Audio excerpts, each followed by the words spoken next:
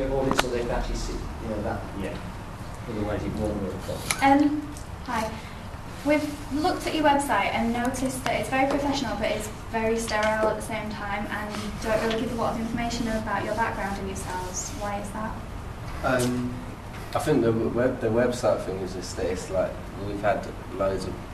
Well, we had our last website was terrible, and it's like uploading it was a problem, and then this website's just like simple.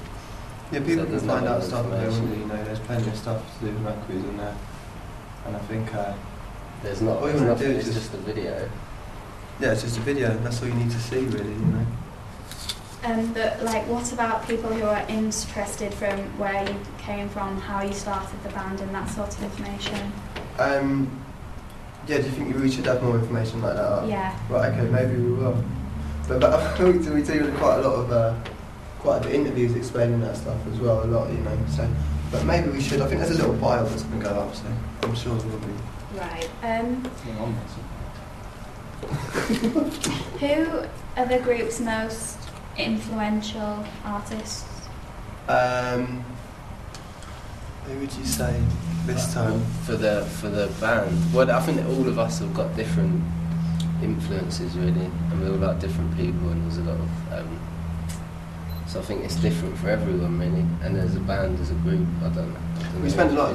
This last record, we listened to things from like Animal Collective to Orange Juice to like Roots Maneuver, and in the first place, like Interpol were a big deal to us, and the Strokes and bands like that. So it's kind of like the good thing about music is there's always good records to find. There's always new bands to find, So it kind of there's always good music to be influential. Yeah. Well, what are the big bands that you aspire to be like? I don't aspire to be like anybody, because one of the rules you learn like quite early is that you have to be like quite plough your own like path. Do you know what I mean? And kind of like one of the reasons you do it is because you're a little bit stubborn and you know what you want to do. But there's definitely bands that we admire, like Interpol and Arcade-Fire. Yeah. What have been the hardest moments in your journey so far since forming the band? I think writing this record was pretty hard. It felt like hard work. So when you kind of feel like proud of what you're doing, it's always tough because you're always trying to be the best you can be all the time. Do you know what I mean? There's kind of like there's no room for being lethargic or like having that kind of like rock star attitude to things. You're always trying to keep getting better, and Well, speaking of writing songs, does one individual take charge of that, or does the group work on it together? Well, yeah, it's like together. I mean, there's different things like Orlando does, the lyrics and that are really his thing, and but sort of where songs come from initially comes from different places. Like it could be something a guitar part or a basic thing or something. Someone just brings something in and we decide whether we're gonna. It's quite a democratic process as bands go to Maccabees, songwriting wise, I think. Yeah. Well, how long does the process take from writing the song to recording it?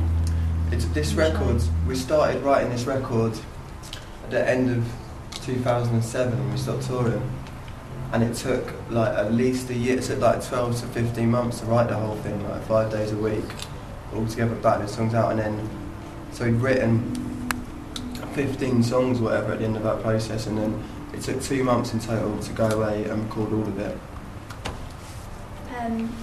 So, have you got any funny stories for us? Any funny stories in general?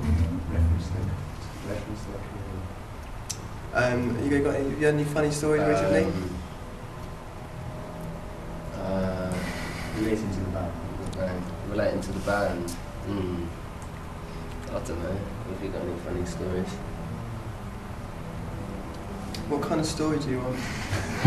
Just anything to do with your journey as a band. Our journey as a band.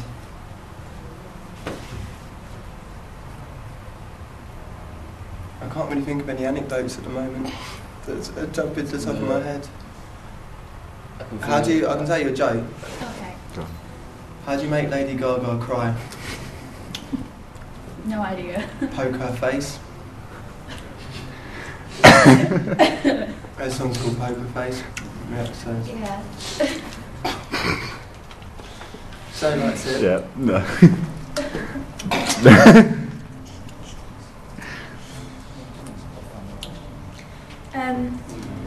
So, what are your biggest gigs that or festivals that you've played?